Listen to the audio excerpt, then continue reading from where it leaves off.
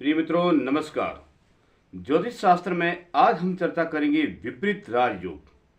विपरीत राजयोग क्या होता है, इसका निर्माण कैसे होता है और विपरीत राजयोग जब जन्म कुंडली बन जाता है तो इसका क्या फल होता है, इसके बारे में हम आज चर्चा करेंगे। ज्योतिष शास्त्र में विपरीत राजयोग के बारे में भी वर्णन किया जाता है। विपरीत राजयोग सिर्फ 3 भावों से संबंधित है, जिसे हम त्रिक भाव कह सकते हैं। वो जन्म कुंडली में सिर्फ 3 भावों से ही विपरीत राजयोग देखा जाता है।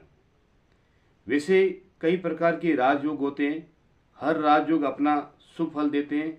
इसी प्रकार जब जन्म कुंडली में कुछ ऐसे भी योग होते हैं जो विपरीत योग राजयोग के नाम से जाने जाते हैं। और ये जन्म कुंडली में जब किसी भी जातक की जन्म कुंडली में ये विपरीत राजयोग बनता है तो व्यक्ति अपने जीवन में सुखी रहता है, सुख संपत्ति को प्राप्त करता है, जीवन उसका आराम से गुजरता है और वो व्यक्ति सामाजिक रूप से हर जगह प्रसिद्धि प्राप्त करता है। राजनीति के क्षेत्र में भी उसका बड़ा महत्व रहता है। कहने का तात्पर्य यह है कि विपरीत राजयोग वाला व्यक्ति अपने जीवन में सुख शांति को प्राप्त करता है। तो ये विपरीत राजयोग बनता कैसे है? जन्म कुंडली में सिर्फ त्रिक भाव के ग्रहों को देखना पड़ता है, यानी कि 3 भाव। वो 3 भाव कौन से हैं? पहला भाव छठा भाव, दूसरा 8वां भाव, तीसरा 12वां भाव। इन तीनों भावों से संबंधित ग्रहों से विपरीत राजयोग बनता है। अब इन 3 ग्रहों का बड़ा महत्व रहता है। छठे भाव का स्वामी, अगर छठे भाव का स्वामी जन्म कुंडली में 8वें भाव में हो या फिर 12वें भाव में हो तो वो विपरीत राजयोग कहलाता है। इस विपरीत राजयोग को हम हर्ष विपरीत राजयोग भी कह सकते हैं, क्योंकि जन्म कुंडली में विपरीत राजयोग 3 प्रकार का होता है। एक है हर्ष विपरीत राजयोग, दूसरा है सरल विपरीत राजयोग और तीसरा है विमल विपरीत राजयोग। इस प्रकार ये जन्म कुंडली में 3 प्रकार के विपरीत राजयोग के बारे में वर्णन बताया गया है। छठे भाव का स्वामी, जन्म कुंडली में छठे भाव का स्वामी अगर अष्टम भाव में हो या फिर 12वें भाव में हो, इन दोनों में कहीं पर भी हो तो वो जो राजयोग बनेगा वो राजयोग हर्ष विपरीत योग के नाम से जाना जाएगा। ऐसा जातक अपने जीवन में सुख शांति प्राप्त करता है, अपने जीवन में अच्छे लाभ को प्राप्त करता है, अपने जीवन को सुचारू ढंग से चलाता है, उसे किसी प्रकार की किसी भी तरह की किसी भी परेशानी नहीं होगी और वो व्यक्ति अपना जीवन सुख में व्यतीत करता है।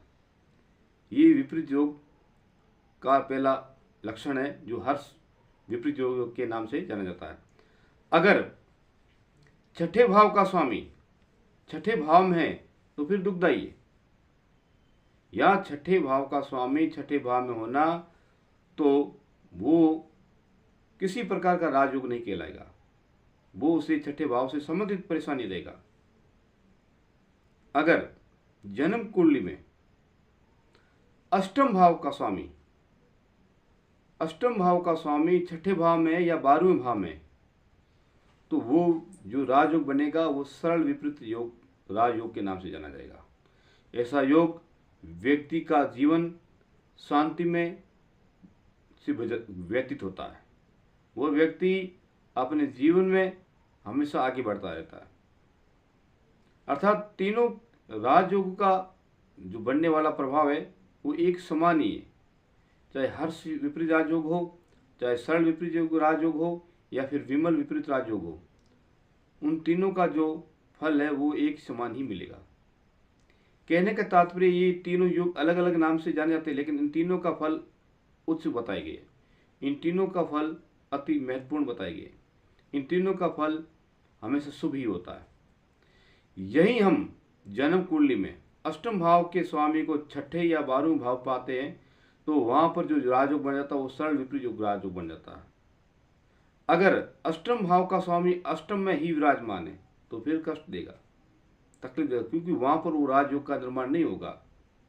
राजयोग का जब निर्माण होता है या छठे भाव का स्वामी अष्टम भाव में चला जाए या 12वें भाव में चला जाए या फिर 8वें भाव का स्वामी छठे भाव में चला जाए या फिर 12वें में चले जाए या फिर 12वें भाव का स्वामी छठे भाव में या 8वें भाव में चला जाए, तब जाकर वो विपरीत राजयोग बनेगा।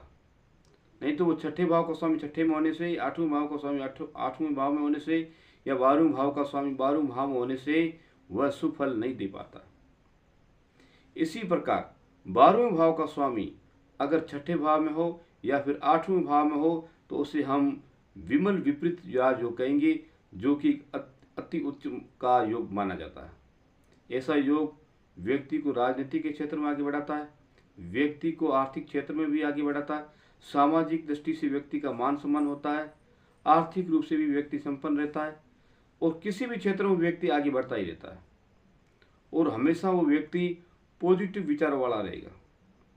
वह व्यक्ति अपने जीवन में सुख में जीवन व्यतीत करेगा। इस प्रकार ये विपरीत राजयोग का एक सुफल बताया गया। लेकिन अगर 12वें भाव का स्वामी 12वें भाव में तो फिर वो परेशानी देगा, तो तकलीफ देगा, क्योंकि वहां पर वो किसी प्रकार का राजयोग नहीं बनेगा। राजयोग सिर्फ तीनों ग्रह के भाव चेंज करने पर ही बनेगी, या वो छठे भाव में चाहे या 8वें भाव में जाए या फिर 12वें भाव में। जो भी इन तीनों का मालिक है वो उस अपने भाव में ना रहे, इन तीनों में कहीं पर रहे, तो वो विपरीत राजयोग बन जाता है। इस प्रकार ज्योतिष शास्त्र में इन ग्रहों का महत्व बताया गया। तो ये योग व्यक्ति को ऊंचाई तक ले जाने वाला है, यानी कि वो शिखर तक व्यक्ति जाता है। जो योग एक सरल योग उसको मान लो नहीं दे सकते, वो विपरीत राजयोग सब कुछ दे सकता है। अगर ग्रह इस प्रकार बैठे हुए हो तो व्यक्ति अपने जीवन में उन्नति ही करता रहता है, वो पीछे मुड़कर कभी देखता ही नहीं। ये विपरीत राजयोग के सबसे शुभ लक्षण है। तो इस प्रकार ज्योतिष शास्त्र में विपरीत राजयोग के बारे में बताया गया। तो मेरा चैनल पसंद आया हो तो सब्सक्राइब कीजिए, लाइक कीजिए, कमेंट कीजिए और शेयर कीजिए। राधे राधे, जय श्री कृष्णा।